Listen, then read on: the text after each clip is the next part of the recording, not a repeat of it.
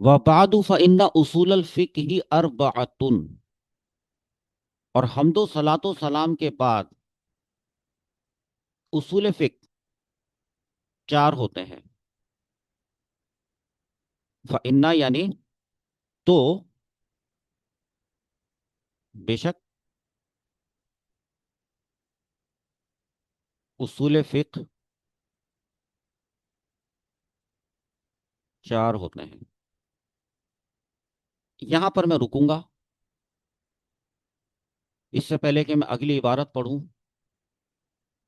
کتاب اللہ تعالی، اللہ تعالیٰ کی کتاب یعنی قرآن، و سنت رسولی ہی، اس کے رسول صلی اللہ تعالیٰ علیہ وسلم کی سنت یعنی حدیث، و اجماع الامتی، امت کا اجماع، والقیاس اور قیاس، یہ چار ہوتے ہیں. عبارت کتاب میں کہاں سے آئی ہے وہ دیکھیں ذرا.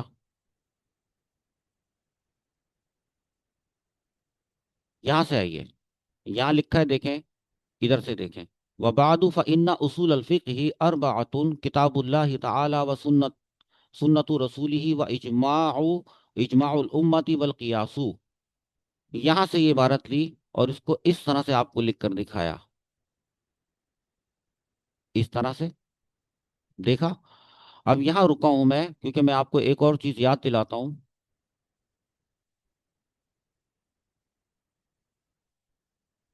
اور وہ یہ ہے، یہ کیا لکھا ہے شاید آپ کو یاد آ جائے. لکھا ہے کہ اصول فقہ کے چار مصادر، ماخذ یا ادلہ. مصادر بھی لکھا ہے، ماخذ بھی لکھا ہے، ادلہ بھی لکھا ہے. مصدر نکلنے کی جگہ کو کہتے ہیں، ماخذ بھی، اور دلیل کی جمع. وہ کون سے ہوتے ہیں؟ قرآن، سنت، اجماع اور قیاس. یہی بات وہاں پر لکھی ہوئی تھی. اچھا، اس کے بعد جو آپ کو ابھی، اس کے بعد آپ نے پڑھنا ہے، سب سے پہلے قرآن پڑھنا ہے، اصول الشاشی کتاب سے ہی پڑھنا ہے. اور قرآن میں جو آپ سب سے پہلی چیز پڑھیں گے وہ کیا ہوگی وہ بھی دیکھ لیں. پہلے وہ دیکھ لیں، اس کے بعد کتاب میں سے پڑھتے ہیں.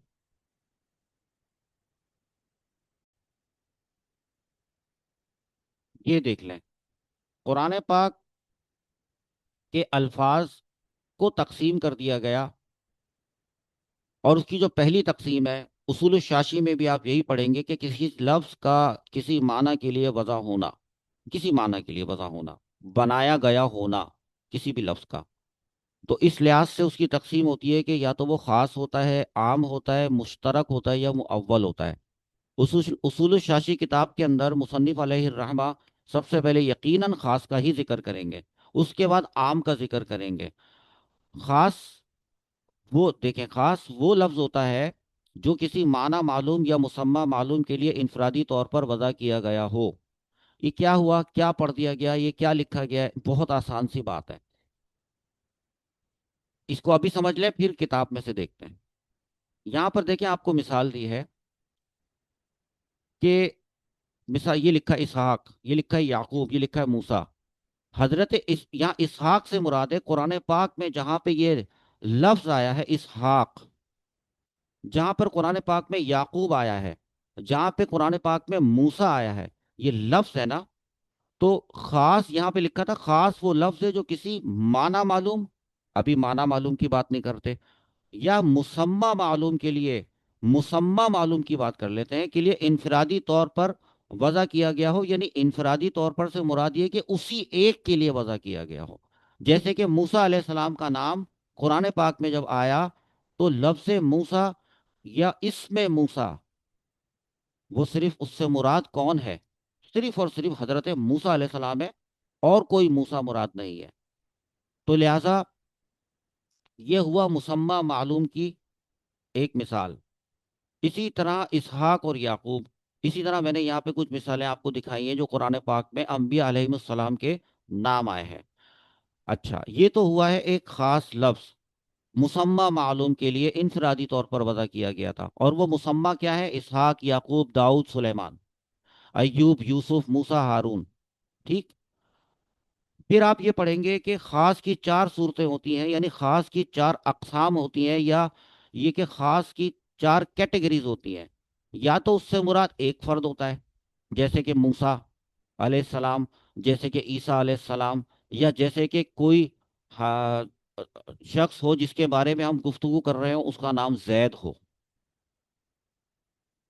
اور اس سے ہم نے کچھ لینا تھا یا اس کو ہم نے کچھ دینا تھا، تو وہ زید، دنیا کے سارے زید نہیں، وہ والا زید،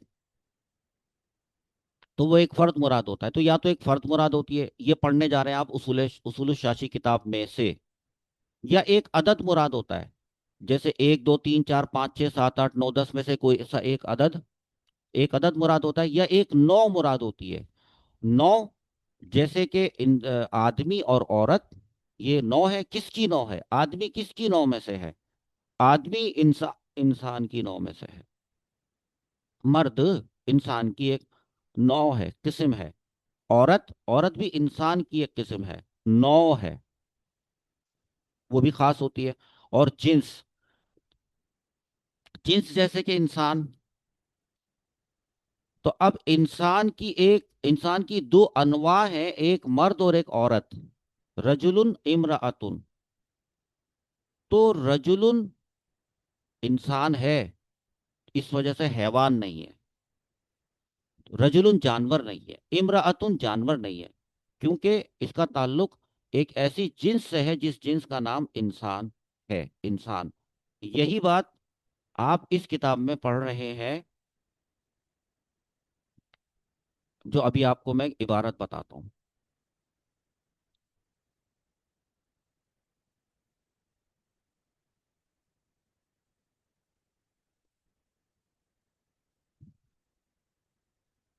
کتاب اللہ تعالی و سنت رسول ہی و اجماع الامت والقیاسی، لکھ لیں، اللہ کی کتاب کون سی؟ قرآن، کیونکہ آسمانی کتابیں اور بھی ہیں، ان کی بات نہیں ہو رہی، وہ بھی اللہ کی کتابیں ہیں، یہاں پر بات صرف اور صرف قرآن کی ہو رہی ہے۔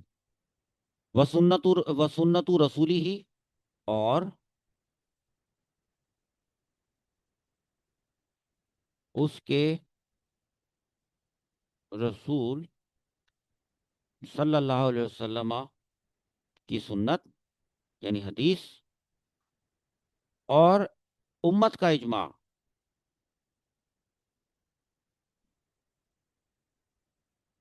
اور قیاس، یہ چار چیزیں ہوتی ہیں جس سے شرعی مسائل اخذ ہوتے ہیں، جن سے شرعی مسائل نکالے جاتے ہیں، اور وہ شرعی مسائل علماء نہیں نکالتے ہیں، وہ مجتہدین ہوتے ہیں، مستنبطین ہوتے ہیں، جو شرعی مسائل نکال کر مسلمانوں کا بھلا کرتے ہیں۔ وہ چار جگہ سے سورس آف ان کی جو انفارمیشن ہوتی ہے وہ چار ہوتی ہیں: کتاب اللہ، سنت، اجماع اور قیاس، ان چاروں کے بارے میں پڑھیں گے، اور اس سے پہلے مصنف کیا فرما رہے ہیں وہ بھی آپ دیکھ لیں۔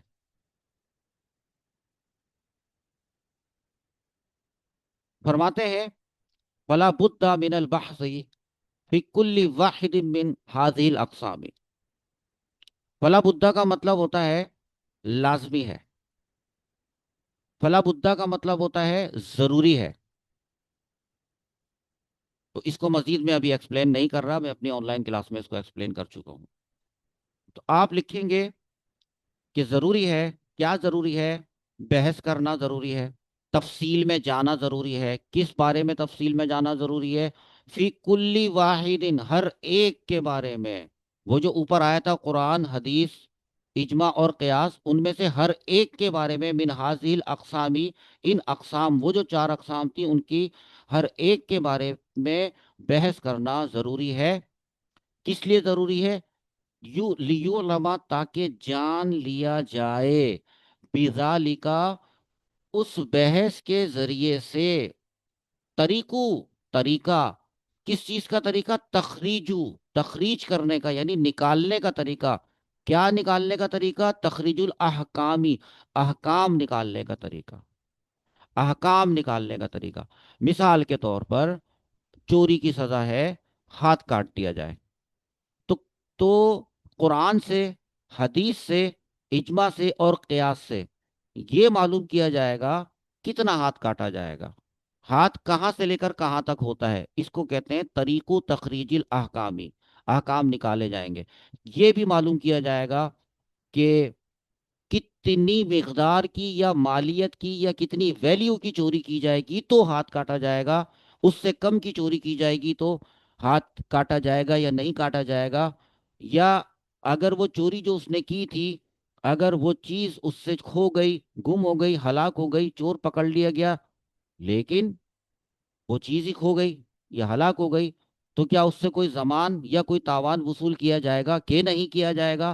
کیا جائے گا، یہ کیا جائے گا یا نہیں کیا جائے گا، وہ کیا جائے گا یا نہیں کیا جائے گا، مسلمانوں پر کیا چیز فرض ہے، کیا واجب ہے، کیا چیز حلال ہے، کیا چیز حرام ہے، کیا چیز منع ہے، اس کو کہتے ہیں احکام نکالنا۔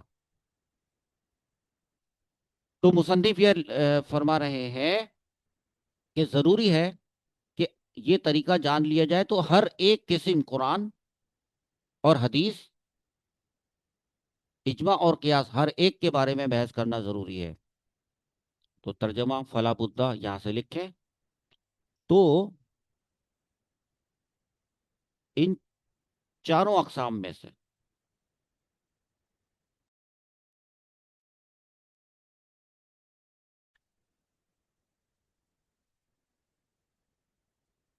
ہر ایک قسم فی کل واحد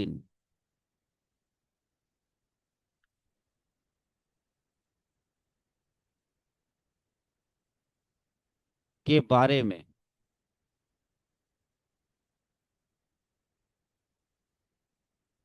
بحث کرنا لازمی ہے، یعنی ضروری ہے۔ کس لیے؟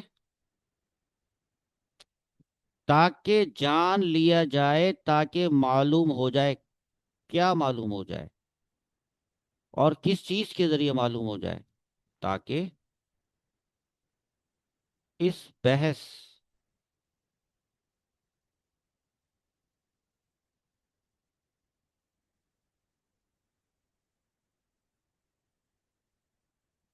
تخریج طریق تخریج الاحکامی،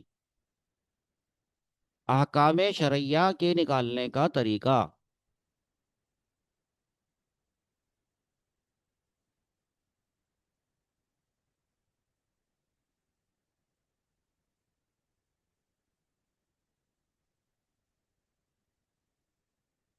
اسپیڈ بڑھا کر آپ اسپیڈ سبق کو آگے اسپیڈ میں چاہیں تو پلے بیک اسپیڈ بڑھا سکتے ہیں۔ لی یو علما، لی کا تو ترجمہ میں نے کر دیا نا، لی کیا کیا ہے؟ تاکہ۔ اب یو لما کا ترجمہ بھی کر دیتا ہوں آخر میں، معلوم ہو جائے یا جان لیا جائے، یہاں تک ایک بات مکمل ہوئی ہے۔ تو سب سے پہلے یہ جو چاروں اقسام ہیں، قرآن، حدیث، اجماع اور قیاس، اس میں سے جب بحث کرنا شروع کریں گے تو سب سے پہلے کس چیز پر بحث کریں گے؟ قرآن پر بحث کریں گے، قرآن کے الفاظ پر بحث کریں گے۔ تو قرآن کے جو الفاظ تھے وہ میں ابھی آپ کو پھر دکھاتا ہوں،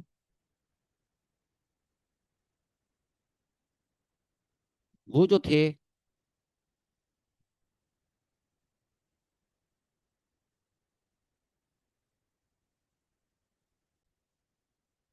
وہ یہ چار تھے: خاص، عام، مشترک اور مؤول۔ تو آبویسلی سب سے پہلے خاص، مصنف علیہ الرحمہ خاص کے بارے میں پڑھائیں گے، اور وہ انہوں نے یہاں پڑھانا شروع کیا ہے، دیکھیے،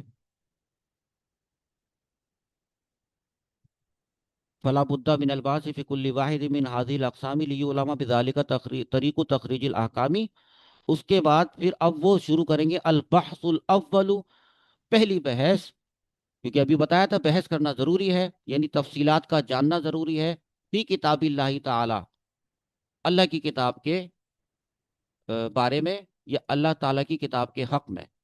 اس کے بعد فصل بنے گی، فصل، یعنی پہلا چیپٹر بنے گا فی الخاص والعامی، ابھی جو بتایا تھا خاص اور عام کے بارے میں ہے، اب یہ شروع کریں گے ہم، اور جب ہم یہ شروع کریں گے تو ہم اس کو اس طرح سے لکھ کے شروع کریں گے، دیکھیں